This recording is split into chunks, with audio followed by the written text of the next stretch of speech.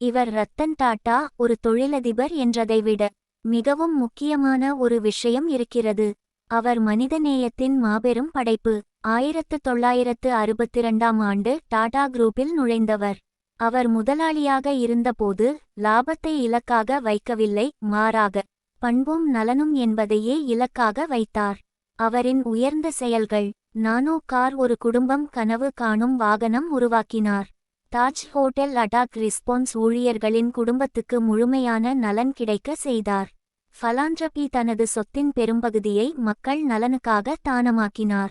அவரின் நோக்கம்: அர்த்தம் உடைய தொழில் செய்யுங்கள், நீங்கள் செல்வந்தராக மாறுவீர்கள், மற்றவர்களும் வாழ்வார்கள். ரத்தன் டாடா ஒரு நிறுவன தலைவர் அல்ல, ஒரு தலைமுறையை கற்றுக்கொடுத்த சுடரொளி. இவை போன்ற தகவல்களுக்கு அறிவுட்ரோப் சப்ஸ்கிரைப் பண்ணி என்னை பின்பற்றுங்கள்.